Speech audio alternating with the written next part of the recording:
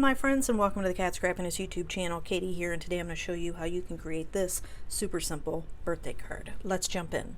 So the products I'm going to be using in today's video is the Cat Scrappiness Mini Slimline Rope Stitch Die, as well as the Mini Slimline Never Ending dies that I show you later on in the video.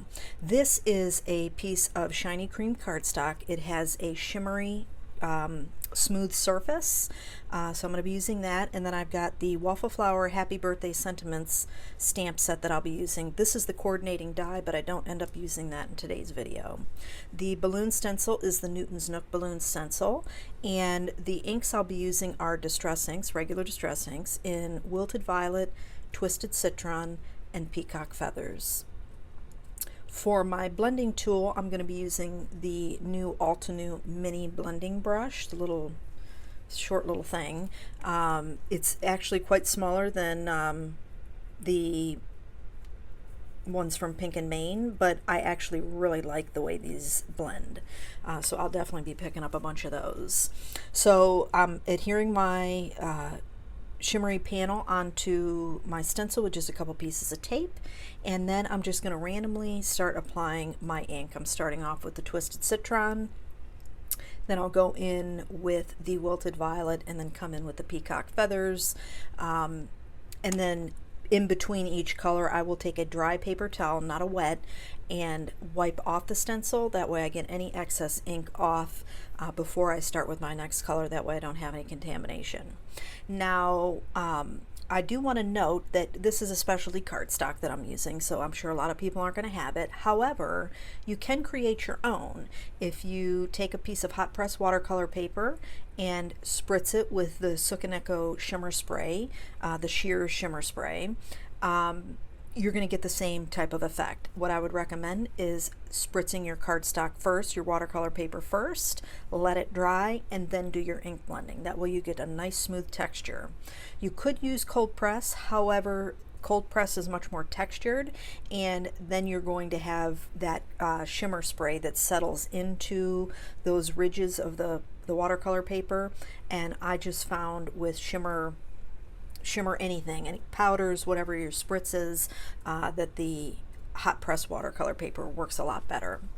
So moving on, we're just finishing up on adding, just to deepen up that Twisted Citron on some of those balloons, and then we're going to do our little peel reveal, which is the best part. And I just love how soft and ethereal this looks. So I'm going to try to bring this closer and show you some of that shimmer. And what I love about this is that that shimmer shines through no matter what ink you're using. So those were dye inks. Here I'm showing you that off camera I cut the panel with the largest rope stitch die from Cat Scrappiness, and here I'm going to come in with the Mini Slimline I'm sorry, not the Slimline, the Happy Birthday Sentiment from Waffle Flower, and I do use one of my creative corners to keep that straight, that happy straight, so that everything's kind of lined up and not crooked. And here's what I'm talking about. I'm going to be using the Gina Amalgam Obsidian ink. And now I do have to ink this up 3 times because I hadn't used the stamp before. But even though I ink this up 3 times, because of the nature of this, the surface of this shimmer cardstock, the ink absorbs in and the shimmer actually shines through. Absolutely love it. So it actually, even though black is black, it actually softens up the black a little bit, so that it's not so harsh. I just love how the inks work with this particular cardstock. Everything will be linked in the description box below, so you can go check it out. And now here I'm just adding the Sentiment to You, also included in the Happy Birthday Sentiment stamp set, inking it up in the Gina Amalgam ink in Obsidian. And once we get that done, you want to set this off to dry, okay? Because this has that sheer, you know, it's got a coating on the top, which helps with the ink blending and all that stuff, but you want to make sure that you have some time for that ink to absorb in and dry. And here it looks like I didn't really ink that well, but it's actually the shimmer that's shining through, which is fantastic. So set that off to dry. While that's drying, I went through and did my card bases and panels, and so I've got some black cardstock as my card base, and that's measured at 6 by 7 and then scored at 3.5. And then here I'm using the mini Slimline Never Ending die with the largest die. I've cut a piece of Gina white layering cardstock from that, from our inside panel, and now I'm taping it up to the balloon stencil and just using the ink that's already on the blending tools. I'm going to add that onto the card panel, well, the inside panel, so we have a little bit of interest in there with the colored balloons. And then I'll put that in the MISTI and stamp up our inside sentiments, which are going to read, "From all of us, we love you." Again, stamping in the Gina Amalgam ink in Obsidian. I love the versatility of this ink. You can do just anything with it. And I like the Obsidian, I think, more than the Jet Black. I'm not sure why, but I like it a lot better. But the Jet Black will work too if you don't have it. So here I'm just adding the second sentiment, "We love you." And then once we get that inked up, we're going to be able to go ahead and put our panels together. While I'm doing that, I do want to mention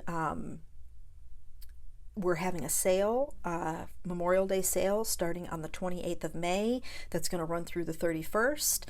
If you haven't yet subscribed to the channel, be sure and do that. That way you'll be notified each time we upload a video, and you'll be notified of our sale as well as new releases that come out.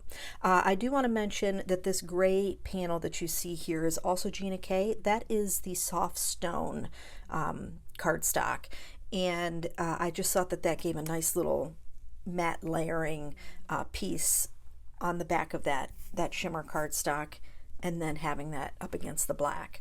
Now you could end your card here and be totally done, but I thought I would add on some of these iridescent clear droplets. I absolutely love gems of any kind that are iridescent and clear, because as you're going to see here in a few minutes, once I've let this dry, the gems actually pick up whatever color you have put them on. So in this case, I put some on the blue balloon, I put some on the purple balloon, and you can see how the color has turned it blue. But here in the right corner, I'd put it on the cream cardstock, so it picks up nothing but the color of the iridescent that's on the gem. So can't recommend those enough, because they're so versatile on any card. But that's going to wrap it up for me today, guys. I want to thank you all so much for joining me today. I hope you have a fantastic day, and I'll catch you in the next video.